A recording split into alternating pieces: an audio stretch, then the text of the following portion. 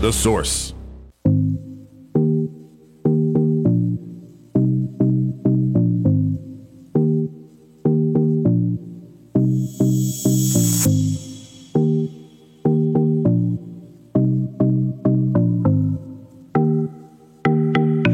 All right, thank you. 5 minutes after 10 o'clock. Turned out to be a nice day. All that talk about rain this morning. I wonder if it's still true. I think it is. It just doesn't look like it right now, right? Okay, I'm looking at the weather. Yeah, it still says look for some windy and rainy conditions. Well, right now it looks beautiful out there. That's the way Florida is, right? You see these weather forecasts and you say, well, you know, it's summertime and we're in Florida. That means it's going to happen probably pretty heavy for a little while, then it'll let up. So if you're visiting, guess what? It'll be nice today. The rain goes away every day. Comes and goes, right?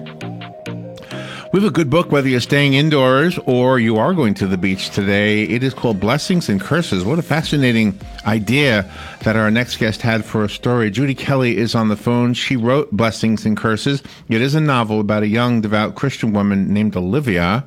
I think she's trying to go into the priesthood, and she has an assignment to speak to an inmate on death row. And there's something about that conversation that makes her question whether she's doing what she should be doing. And I hope I have that right.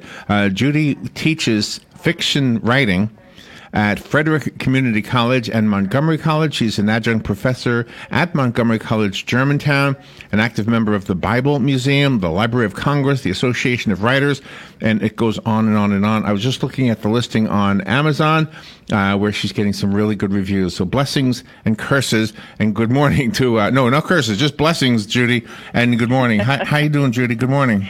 Good morning, Larry and Robin. Good morning to both of you. Oh, thank you. Yeah, blessings and curses, yes.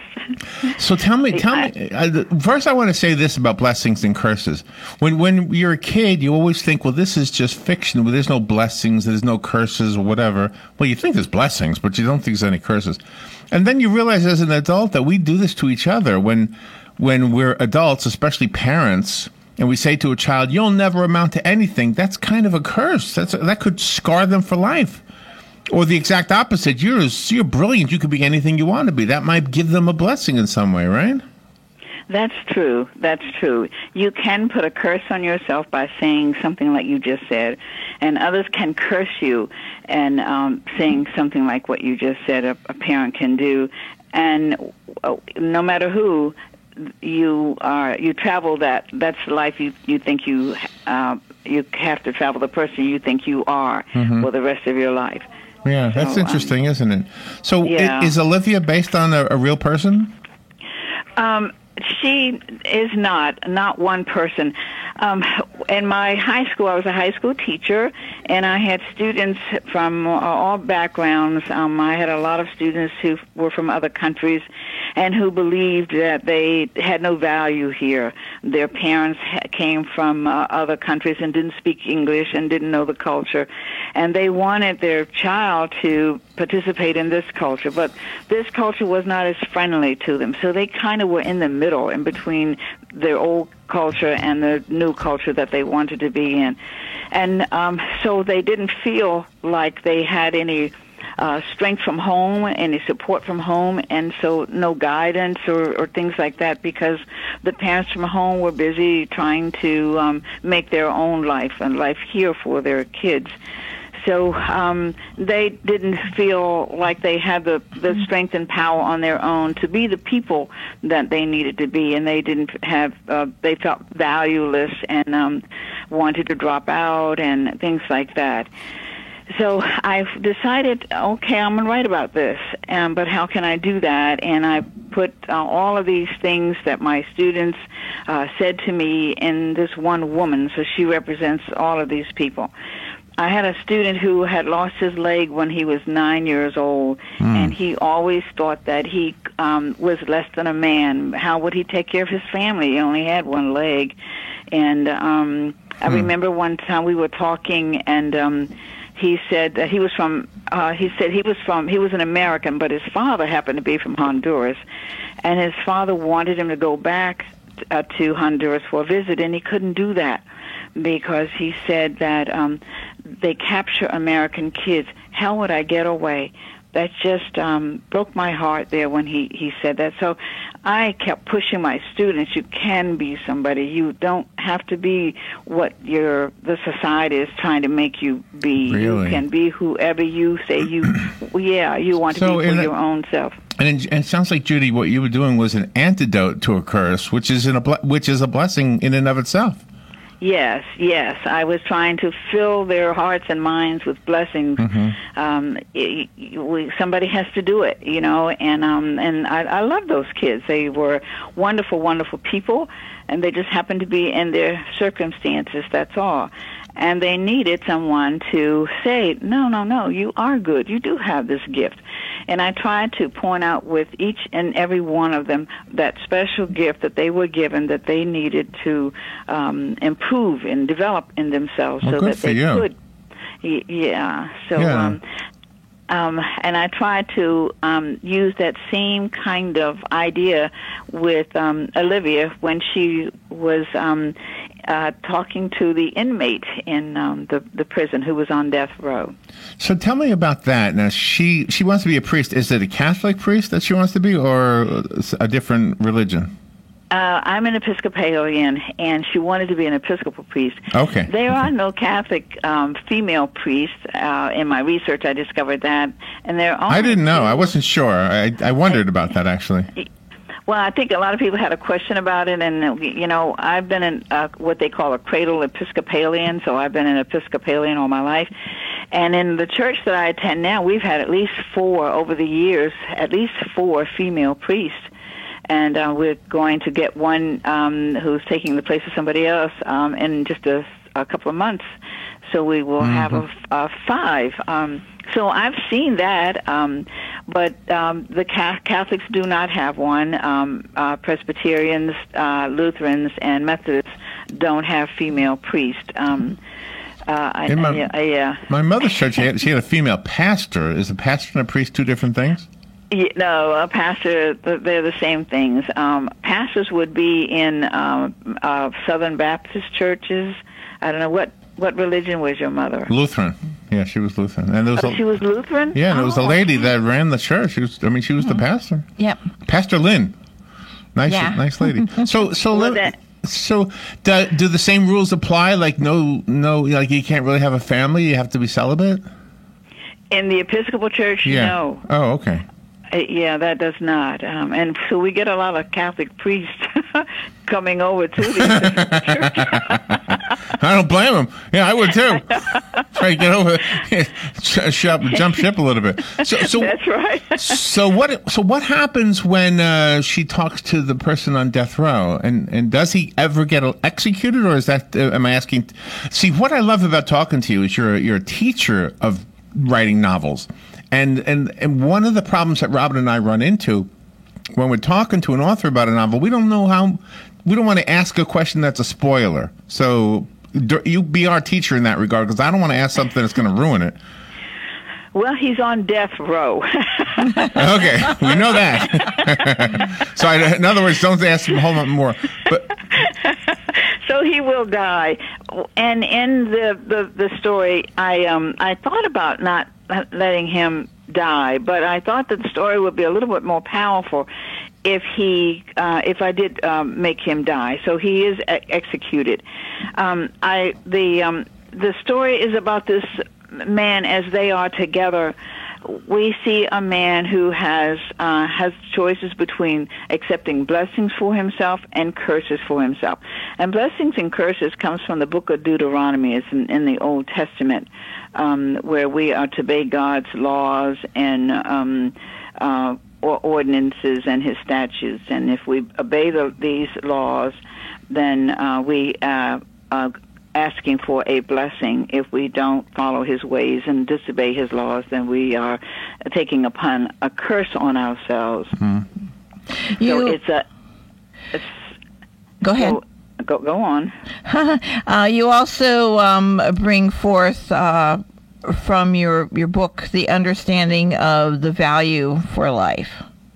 Yes. so when she goes to talk to this prisoner, this inmate, we see that. We see her value him. We see her pour out her love on this man who made some choices that maybe he regrets. We don't know. We think maybe he does because he asked to have somebody come and pray with him, and she shows up. He doesn't like it at first that she's a woman. He wanted a man, and he berates her and degrades her and treats her terribly. But she returns. So in that respect, she's different from the person I am. I would not have ever returned after. Yes. So so we see the two of them. This man obviously made some choices in his life that he's now regretting, and she now is in a position where she needs to make some choices. We are going to see this scene play out in another way later on in the book, where she's going to have to make some choices around the same thing. Does the fact that she was adopted as a child play an important role in the choices that she decides to, or at least the choices that are weighing on her? In the end, yes. They're going to have a terrific effect on her choice near the end, at the climax of the story. Again, I don't want to tell too much. Yeah, we don't want to mess it up. The book, again, is called Blessings and Curses. Did you have to struggle with this because of the... Does the religion, does her faith, Olivia's faith, does it affect her in a way that somebody, let's say, who did not have that faith would be affected? No. Somebody wrote a review, I'm trying to think now where that was, and said that she enjoyed the book so much, and that you don't have to be a religious person in order to enjoy the book. The thing that I want to do in the way I want to tell stories is to show how Christian behavior works out in everyday life. So this is the gift that I think I've been given, and I want to see that. So even though she happens to be a priest, it could be anybody. But the idea is that we love one another and take care of each other, and that's what I want to show with her, with the inmate, and I think that's what she does. Okay. So does the book offer a message to the reader? Or do we walk away with something like almost like a Aesop's fable kind of a thing? Well, I want to first say that the book is about the power of love and how we use that power. It's about our choices that we make for ourselves. It's about determining who we are, whether we are going on someone else's say-so about who we are, or whether we make the choice for ourselves. It's about forgiveness. It's about family support, because it's a big family issue in this book as well. And it's about the value we place on each other and how we treat each other. When you're teaching... When you're teaching your classes to your students, this would be a very good book for them to read, because you tend to wrap up different scenes very, very quickly, but with an impact. You find while teaching your students, sometimes they write too many words, and they could and you teach them that to consolidate their thoughts, and it'll still be impactful. Yes. We have to first teach them how to write, because with the internet and texting, they've forgotten how to write paragraphs and how to communicate their ideas on paper. So I like to sit with them one-on-one, and as we go through things, and help them put their ideas down on paper, and yes, wrap it up in the end, and not go on and on and on about something. They do have a tendency to do that. And there seems to be, within the era we're living in now, that women in general have been very vocal in, especially when they're in the public eye and they just have an automatic platform for everything. But when when people have written books in the past with female characters, they seem to be really, really strong, but they keep that strength in the background and subtly relay their ideas. Is that a good form of writing, or should they be in the forefront all the time? I think it depends on the story and what the message is and how you're getting it out. And then the time period always plays a part in everything, because this time this was happening and this is the way things were going. For me, I want people to get up close to my character. I want the reader to feel her hurt, her pain, her joys, her happiness, her disappointment. I want the reader to feel like you're standing or sitting right next to her, and you can reach out and touch her. You can ask her any question you want to, and she will respond to you. I just think that you get close to your character, you get close to your story. Some people have told me they felt like they were in the story the whole time, and so they feel that closeness in the story. I think you relate to something like that when you and you enjoy it because you were in the story yourself, so you're enjoying the story, and you relate to it better when you can get inside the story yourself. So I just kind of like to do that. So is that something as a teacher that you would teach your students as a writer to be into the story as well? And does it happen for you? Are you there? Are you with Olivia, or do you become Olivia as you're writing her story? Yes, I step into her shoes. I create not a character but a person. And every time she comes on the page, I step inside her shoes and I write from her perspective. And that's how I can get up close to her, because I'm feeling what she would feel. And yes, I do tell my students that. And sometimes I think I have to pull back, because I think to myself, well, this is an essay. This is not a novel. So I have to make the adjustment sometimes with them. And they like it. They like to get that closeness into their writing whenever we can get there with it. So did you ever consider going into the priesthood? At one time, I wanted to be a nun. I was just so taken aback by this nun when I was younger. And then as I got a little older, someone said, "Oh, you make a good priest." Well, what frightened me was you have to get up in front of everybody and give a sermon. And I didn't think I'd have enough to say. You're writing a book. You wrote a whole book. You wrote 2 books, I noticed. So does the Episcopalian nun also have to be celibate? I'm always stuck on the whole celibate thing. I don't know. Yeah, he's a manly man. It just seems like it would be such an unfair thing to do to yourself. I mean, I don't think God minds. He made it, right? The nuns have phased out as well. The Episcopal nuns have really phased out. I think we have Catholic nuns, but not much in the Episcopal faith anymore. But it's your service to God. And so that's who you are serving all the time. So that, in a sense, will be your husband, if you want to put it that way. But so you're always serving him. So there's no room for another man. I'm sorry about that, Larry. It's okay. I mean, it just seems like it'll be hard to do. Yeah, I think that's why I faded out. You do express forgiveness, though, how it's really, really good to forgive others and yourself, because when a person is growing up, sometimes that life isn't a good life, and then you grow up into a different person, and it's always good to evolve into someone else and not just keep holding on to the past. I think that's an excellent idea. I think that you said that so well. I think that's what happened to the inmate.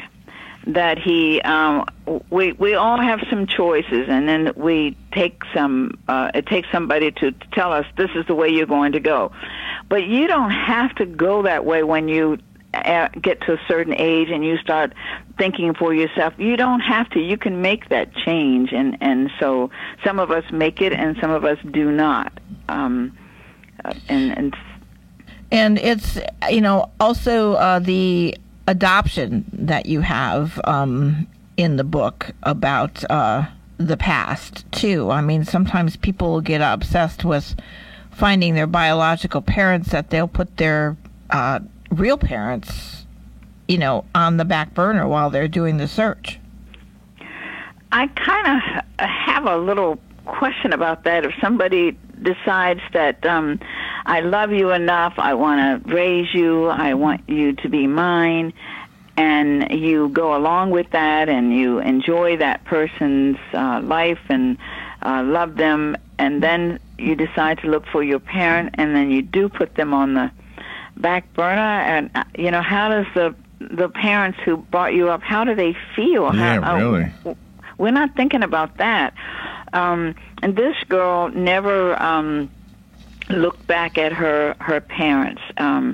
She worked hard to make herself a member of the family that she was in, the Douglas family. She wanted to be a member of that family. She loved the way her parents treated her, and she didn't cause any trouble. And her father in the story was taught religious studies in England. So they moved from this country to England. So. Wow, really involved. So does it, when you have that much detail in a story, and again, I'm asking you because you're a teacher, does it take a long time, first of all? Does it take a long time to write such a story? And does it also have to be, do you have to constantly go back and make sure all the pieces connect? So you don't have any loose ends that don't make sense. That's correct. That's the biggest problem, to make sure that you have continuity throughout the entire piece. And you do something simple like changing an age. Well, you think, I just changed it from 11 to 12 or 13 to 12 or whatever. You think that's simple, but it isn't. Then you find out later on, oh, wait a minute, he's only 12. He's not the 13-year-old. 13 now is a teenager. There's a huge difference between those two ages. And, yeah, right. And so, you have to do that. You think it's simple, but it's not. So you're right. And it takes a lot of time to go back through the story and make everything work out right and be all connected. Yeah, I think your story, in addition to simply being entertaining, is also thought-provoking. That's what it sounds like to me. Yes. Well, thank you. I like to think it's a thought-provoking story myself. And you also touch on the human flaws, that as long as you're not hurting anybody, flaws are okay to have. So somebody might read your book and see a mirror of themselves in certain scenarios. We all have flaws, and we can make those flaws, they can interfere with our life. They can interfere with people around us who decide that they're going to make it hard on us because we have those flaws.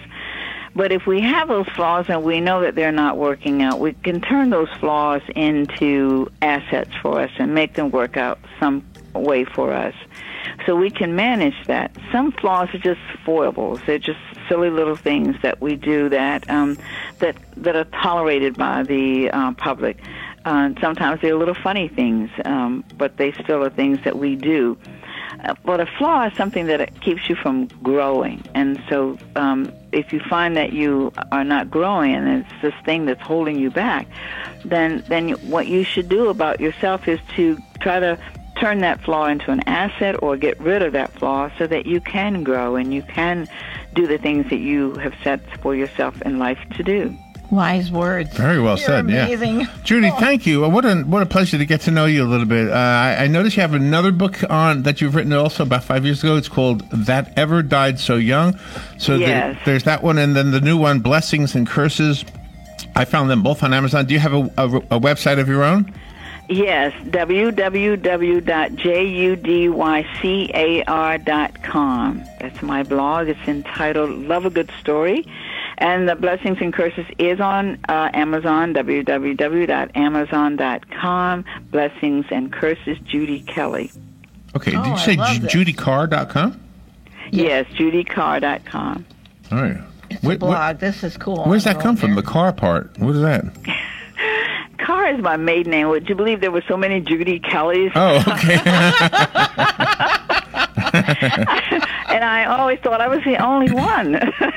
I found it. There you are. Okay. Well, thank you. That was fun. I hope you ever in Ocala or in Florida just come by. We'd love to have you in the studio.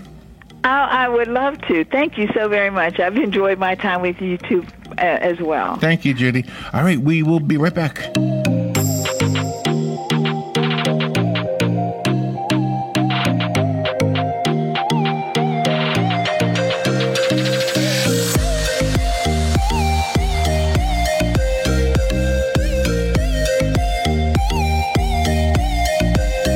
Broadcasting from the Paddock Mall Studios, this is WOCA, Ocala, Gainesville, The Villages, 1370 AM, 96.3 FM, The Source. Fox News, I'm Chris Foster. President Trump meets with supporters and a fundraising committee in Florida today after his 2020 campaign kickoff rally in Orlando last night. The president warned the other party is after different goals. Our radical Democrat opponents are driven by hatred, prejudice, and rage. They want to destroy you, and they want to destroy our country as we know it. The president won Florida in 2016 by less than 1.5%. Fox's Evan Brown. More people around the world are fleeing their home countries. War and other violence have produced 71 million refugees in the world. The UN High Commissioner for Refugees says that's up more than 2 million from last year. War-torn Syria leads the way with about 13 million people displaced over the past 8 years. Venezuela's produced about 4 million refugees recently. That's Jill Nato. This is Fox News. Today we decided to walk to school. The light counted. 15, 14, 41, 31, 13. We took a left on Carroll Street. Danny's smart, but he gets distracted. I realized he forgot his homework. I hope he doesn't have another bad day at school. When you can see learning and attention issues from their side, you can be on their side. That's why there's Understood.org, a free resource for the parents of the 1 in 5 kids with learning and attention issues. Go from misunderstanding to Understood.org. Brought to you by Understood and the Ad Council. 36 days. That's how long it takes the average company to find their next hire. Glassdoor can help you quickly find the right job candidate in half the resumes. From 62 million job seekers, Glassdoor only matches you with qualified candidates who have the skills and experience your small business needs to grow. And Glassdoor hires are committed. They're 30% more likely to stay with your business longer. Go to Glassdoor.com/hire. Glassdoor. Find the right fit for your business.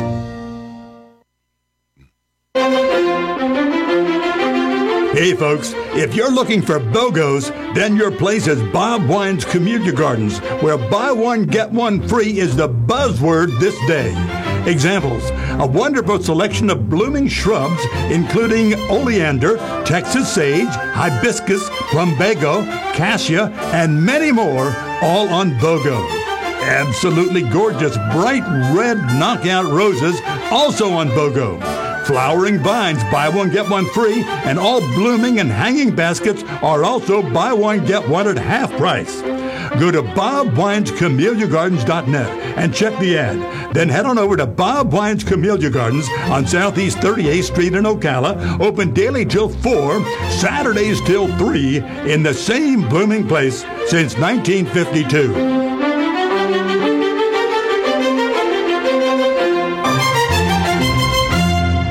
Visit the Appleton Museum of Art for free on Saturday, July 6th from 10 a.m. till 5 p.m. All ages are invited to enjoy the special exhibitions, permanent collection, outdoor sculptures, and make art in the art space, all at no charge. The museum's education department will also host an open house so visitors can see the art studios, meet the teachers, and watch art-making demonstrations. Located at 4333 East Silver Springs Boulevard in Ocala. For more information, go to appletonmuseum.org. Here is your 1-minute news brief. President Donald Trump officially announced that he is running for re-election during a campaign rally last night at the Amway Center in Orlando. The president was joined by First Lady Melania Trump and Vice President Mike Pence. Florida Governor Ron DeSantis sat in the stands with Senators Marco Rubio, Rick Scott, and Lindsey Graham. More stormy weather is expected in Central Florida today, coming from the Gulf of Mexico and moving across the state into the Atlantic. Look for possible flooding and gusty winds. A committee has ruled that 9 books deemed inappropriate inappropriate for local students should remain on high school library shelves.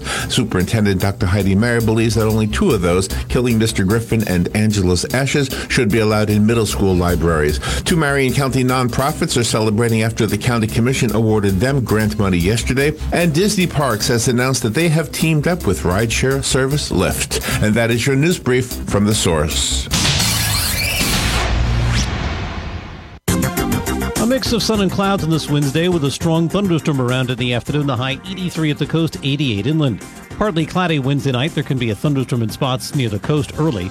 Lows 73 to 77. For Thursday, a breezy day with sun and clouds, an afternoon shower or thunderstorm, especially near the coast, the high 87 to 91. And on Friday, partly sunny, high 89 to 93. From the Florida Weather Center, I'm meteorologist